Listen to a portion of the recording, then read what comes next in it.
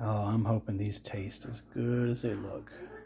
Hi, Pop Daddy. Welcome to Xander Willow, and today we're going to be making some sausage. Actually, it's going to be a 3-day process. One process, we're going to cube all the meat, and we're going to put some preservative in it, and I think I'm going to put some pepper in it, and salt.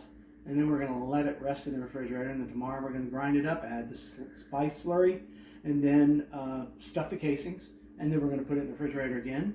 And then Sunday, we're going to slow smoke it. Half a cup of milk powder. We're going to add the 5 tablespoons, teaspoons of the garlic. We're going to add the 5 teaspoons of the paprika. We're going to add the 5 teaspoons of mustard. We're going to add the 3.5 teaspoons of Lawry's. We're going to add the 2 teaspoons of turmeric. We're going to add 1 teaspoon each of celery salt, chili powder, and cayenne. And that's it. That's basically everything that goes in there other than the water. So we are at 5.4 ounces of spice pack. So now we're going to make a slurry, and we're going to require 1.33 pounds of water for this particular recipe. I think I'm going to overshoot a little bit, and basically we're going to add this ingredient and this ingredient, and when we add it, I got a little over 1.4. I probably shouldn't worry about removing that extra ounce. It's just actually under 1.35, 1 pound. This is all in pounds, not cups. All right, so now we're going to add them to our blender. 1 pound, 4 ounces of water in there. We've got our 1 cup of binder slurry. All right, so we're going to make a slurry. That mix real good. I'll do this twice. I'm going to mix it once after we pour this slurry in it, which you can see is pretty much a spice smoothie. Okay. And I'm going to mix this around, and then we're going to stick it in the freezer for about 20-30 minutes before we grind it. So here it is after that process, and like I said, I'm going to stick it in the freezer for about 20 to 30 minutes just to get it just kind of frozen up a little bit, because the grinding causes heat, and we don't want that. So it's still under the slurry, and it's all nice and mixed. And also remember, you also have that preservative in there. It's still in there, even though it's absorbed into the meat. It's absorbed to the outside of the meat, absorbed into the meat, but not all the way. But now that you've added water and mix it, it's going to get that preservative in each chunk even more than it was. And then later on, once it's ground, before we stuff it, and before we mix it, before we stuff it, we're going to add jalapeno, dried jalapeno, and also some cheese. All right, everything I'm going to put on this machine here is going to be chilled. It's been in the freezer. Put that on. I'm going to choose this. Everything's cold. I started on about 2. Start dropping these puppies in there. A lot of case, once they get down there, they run themselves through.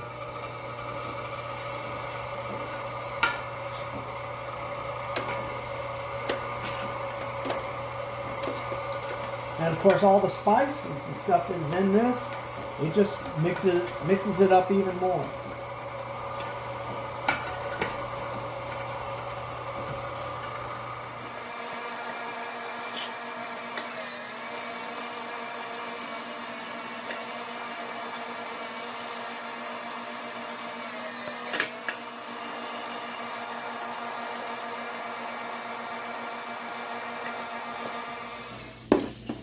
Still a little bit of juice in there, some spices. Put it all in there. It's going to mix together. Don't worry about those peppercorn sections being too big, because they ended up getting chopped up a little bit by the plate. All right, so here's the mix without it being mixed together. Like it needs to emulsify But we're not going to do that yet. We're going to chill it down. But before we go through the process, I'm going to grab a little patty of this, and I'm going to fry it up and taste it. And that way, when we get to the part where we're going to stuff the casing, just before that, I'm going to be able to maybe adjust the seasonings if I need to.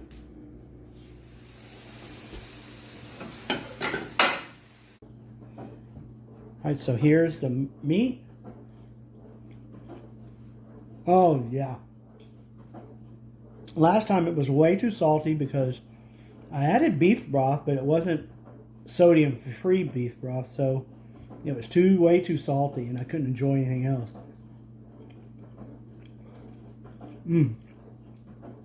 This tastes excellent. So this is the cheese I'm going to use. I'm not going to use high-temperature cheese. I'm going to use a good quality sharp cheddar. So 40 pounds uses about a cup per 10 pounds. So 4 cups or a little under a quart or so of cheddar. And what I'm going to use is, this is 18 ounces and I've got 14. So I'm going to use this whole brick, except for a little piece I might taste. And I'm going to run it through this.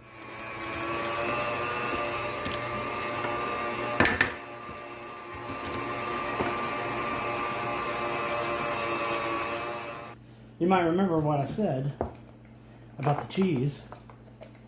We basically made a bunch of cheese curds, but I'm going to chop them up like this.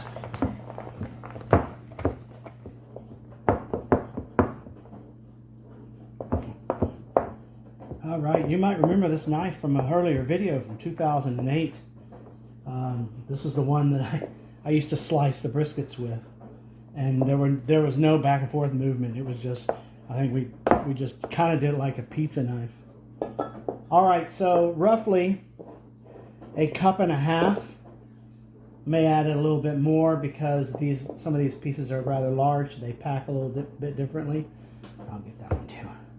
I mixed this stuff for about 5 minutes, and I did a combination, you see from my glove, of stuff like this, and then kneading like dough, like this.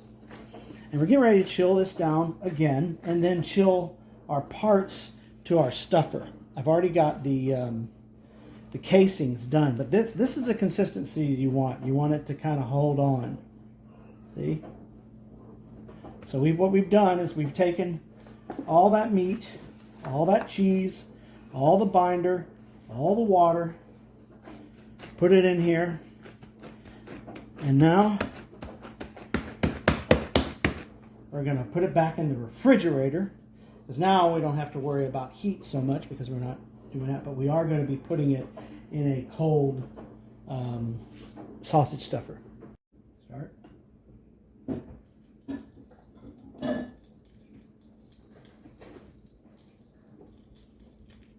Stop.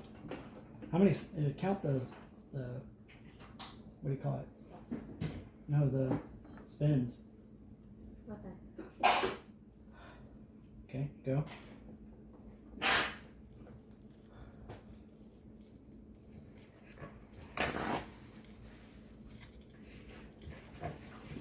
Stop. About 3. Stop 3. Remember. Yeah, I did it right. Okay. Next. All right, now these right here, you see, this is opening up at the same time. They're still sweaty. Move these down a little bit. The reason why is because that right there, this side is pretty hot.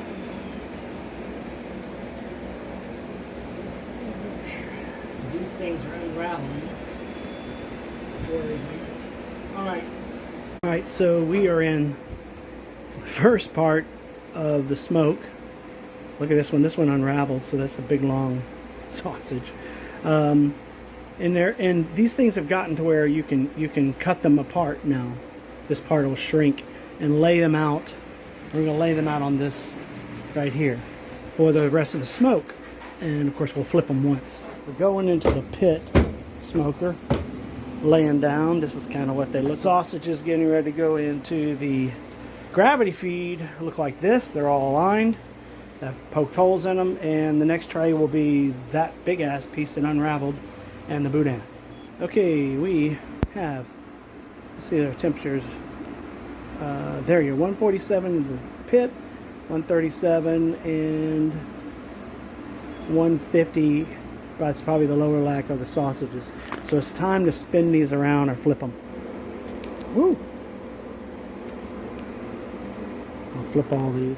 Okay, I also switched the ones that were getting done over here on this hot side and wiped them off to get some of that stuff off there. Keep them clean. Okay, these puppies are the first rack that came out of the pellet smoker, and they need to be shocked to stop the cooking. This also tightens up the what do you call it, casing a little bit. I'll keep them in there for a little bit, and then we'll pop them in the refrigerator, even to let them dry out a little bit more. But right now, bring that temperature down quickly. So this is just the sausage that came out of the pellet smoker. It was done first. And the boudin that came from the pellet smoker. It's not ready, you know, it's not fully cooked, but it's as smoked as I want to get it. Okay. Looks pretty juicy. Mmm.